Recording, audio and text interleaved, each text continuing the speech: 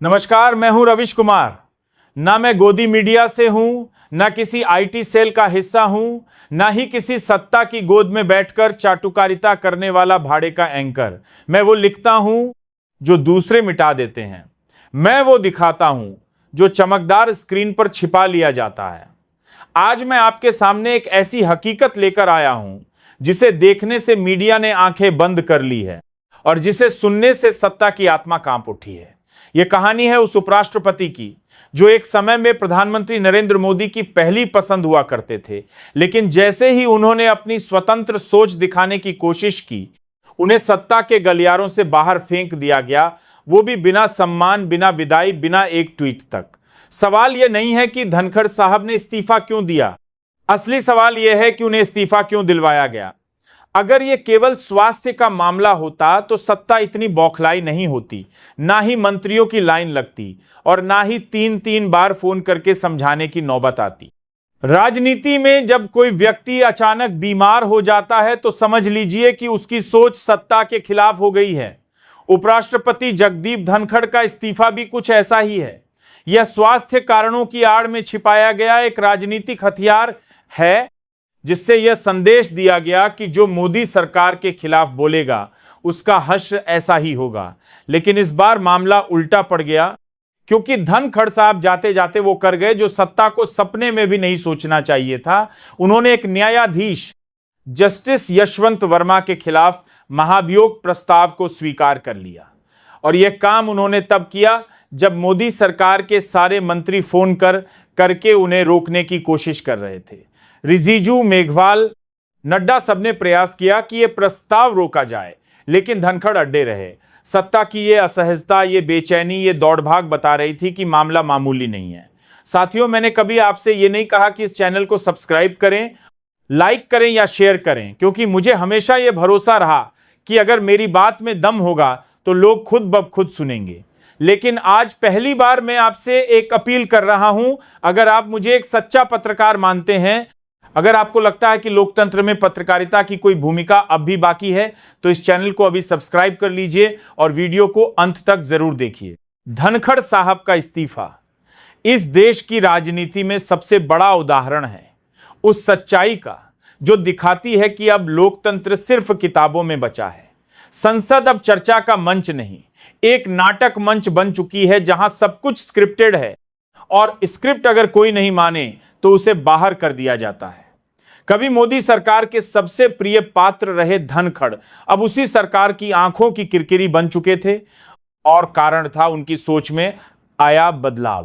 पहले वे विपक्ष की आवाज को दबाते थे, राहुल गांधी तक की मिमिक्री पर ऐतराज जताते थे, लेकिन अब वही धनखड़ जजों से सवाल पूछ रहे थे, विपक्ष के नेताओं से मेलझोल कर रहे थे और सबसे बड़ा कदम उन्होंने विपक्ष द्वारा प्रस्तुत महाभियोग प्रस्ताव को मंजूर कर लिया। यह मोदी मॉडल के खिलाफ एक खुला विद्रोह था। राज्यसभा के सभापति होने के नाते धनखड़ साहब को अधिकार था उस प्रस्ताव को देखने का, पर जब सरकार को पता चला कि वे उसे मंजूरी देने वाले हैं तो सत्ता के गलियारों में हड़कंप मच गया। इसी डर के चलते मंत्री भागे भागे गए, फोन घनघनाए, मीटिंग्स हुई, समझौते के प्रस्ताव दिए गए, लेकिन उपराष्ट्रपति नहीं माने। उनके इस कदम से न सिर्फ सरकार का महाभियोग प्लान असंतुलित हो गया, बल्कि सत्ता का भ्रम भी टूट गया। सत्ता को लगा था कि वो हमेशा अपनी पसंद का व्यक्ति कुर्सियों पर बिठाएगी और वो व्यक्ति हमेशा वफादार बना रहेगा, लेकिन धनखड़ ने इस धारणा को तोड़ दिया। उन्होंने दिखा दिया कि अगर पद पर बैठा व्यक्ति वास्तव में संविधान के प्रति निष्ठावान है तो वो सत्ता के आदेशों से ऊपर उठकर काम कर सकता है। अब सोचिए, एक व्यक्ति जिसे 528 वोटों से जितवाया गया था, जिसे पार्टी ने अपना सर्वश्रेष्ठ उम्मीदवार बताया था, जिसे पश्चिम बंगाल की ममता सरकार के खिलाफ तलवार बनाकर भेजा गया था, वही व्यक्ति एक दिन सत्ता के लिए थ्रेट बन गया। क्यों? क्योंकि उन्होंने सवाल पूछे। क्या यही है नया भारत? क्या यही है लोकतंत्र? क्या यही है मोदी सरकार की असहिष्णुता? जब धनखड़ साहब गुजरात लॉबी पर सवाल उठाने लगे, जब उन्होंने संसद की गरिमा की बात करनी शुरू की, जब उन्होंने न्यायपालिका की स्वतंत्रता का मुद्दा उठाया, तो उन्हें साइडलाइन किया जाने लगा। पहले आरएसएस से दूरी बनी, फिर मंत्रियों ने उन्हें अनकंफर्टेबल कहना शुरू कर दिया और अंत में रजत शर्मा जैसे सत्ता के करीबी पत्रकार ने ऐलान कर दिया कि धनखड़ सरकार के लिए एम्ब्रेसमेंट बनते जा रहे थे। रजत शर्मा का यह बयान कोई आम टीका नहीं है, यह सत्ता का अनऑफिशियल स्टेटमेंट है। यह बता रहा है कि अगर आप मोदी सरकार के एजेंडे में फिट नहीं होते तो आप हटा दिए जाएंगे। और यही हुआ धनखड़ साहब के साथ। ना कोई सम्मान, ना कोई विदाई, ना कोई प्रेस कॉन्फ्रेंस, चुपचाप उन्हें चलता कर दिया गया। ऐसा लग रहा था जैसे कोई दोषी हो, कोई अपराधी हो, जबकि उन्होंने सिर्फ अपनी संवैधानिक जिम्मेदारी निभाई थी। ध्यान दीजिए, सरकार का डर इतना बड़ा था कि उसके मंत्री लगातार धनखड़ साहब से कह रहे थे कि मत पढ़िए प्रस्ताव, थोड़ा इंतजार कीजिए, सहमति बन रही है।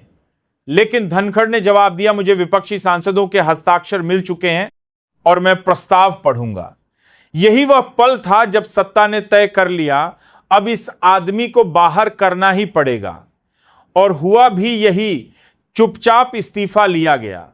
कहा गया स्वास्थ्य ठीक नहीं है, पर सच्चाई यह थी कि एक स्वतंत्र विचारधारा सत्ता के लिए खतरनाक बन चुकी थी। अब सत्ता घबराई हुई है, मीटिंग्स का दौर चल रहा है। अमित शाह, ओम बिरला, रिजिजू सभी मिलकर डैमेज कंट्रोल कर रहे हैं। कोशिश यह है कि या तो राज्यसभा का प्रस्ताव रद्द किया जाए या उसे तकनीकी आधार पर लोकसभा में शिफ्ट किया जाए ताकि जांच स्पीकर के जरिए की जा सके। यह दिखाता है कि सत्ता में बैठे लोग कितने डरे हुए हैं एक महाभियोग प्रस्ताव से। लेकिन सवाल यह है कि अगर सब कुछ सही था तो डर कैसा? धनखड़ साहब की पत्नी तक विपक्षी नेताओं से मिली।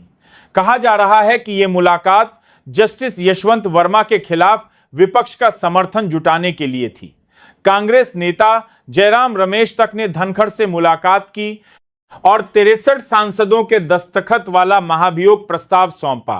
मोदी सरकार को पता था कि अगर यह प्रस्ताव सदन में पढ़ा गया तो उसकी साख मिट्टी में मिल जाएगी।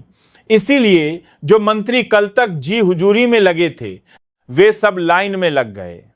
लेकिन धनखड़ साहब अब चुप नहीं थे।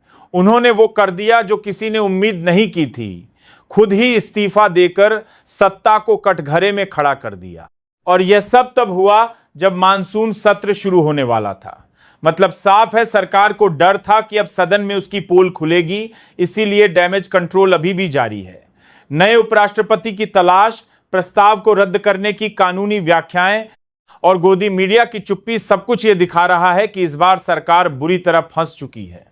और इस बार गलती सत्ता की नहीं, उसकी अति आत्मविश्वास की थी। उसे लगा था कि उपराष्ट्रपति की कुर्सी भी उसकी जेब में होगी। लेकिन धनखड़ ने दिखा दिया कि अगर संविधान के प्रति निष्ठा हो तो सत्ता की झुंझलाहट बौनी हो जाती है। आज मोदी सरकार के सामने सवाल खड़ा है, क्या वह एक स्वतंत्र सोच वाले व्यक्ति को बर्दाश्त कर सकती है? क्या उसे सिर्फ यसमैन चाहिए या फिर संविधान में आस्था रखने वाले भी? अगर हर आलोचक को बाहर किया जाएगा, हर सोचने वाले को साइडलाइन किया जाएगा, तो क्या यह लोकतंत्र बचेगा? धनखड़ साहब के इस्तीफे से यह स्पष्ट हो गया है कि मोदी सरकार अब आलोचना नहीं सह सकती। वह सिर्फ वही सुनना चाहती है जो उसे अच्छा लगे। और यही रवैया लोकतंत्र की सबसे बड़ी हत्या है। सत्ता की भक्ति अब राष्ट्रभक्ति बन चुकी है और जो सवाल करे वो गद्दार बना दिया जाता है। लेकिन याद रखिए, लोकतंत्र में हां कहने से ज्यादा जरूरी है क्यों कहना। और यही क्यों धनखड़ ने कहा था, आज देश को तय करना है कि वह एक चुपचाप चलते रहना चाहता है या फिर सच्चाई के साथ खड़ा होना चाहता है। क्योंकि अगर आज हमने आवाज नहीं उठाई तो कल संसद, सुप्रीम कोर्ट, राष्ट्रपति सब रबर स्टैंप बन जाएंगे और फिर न कोई विपक्ष बचेगा, नहीं कोई संविधान।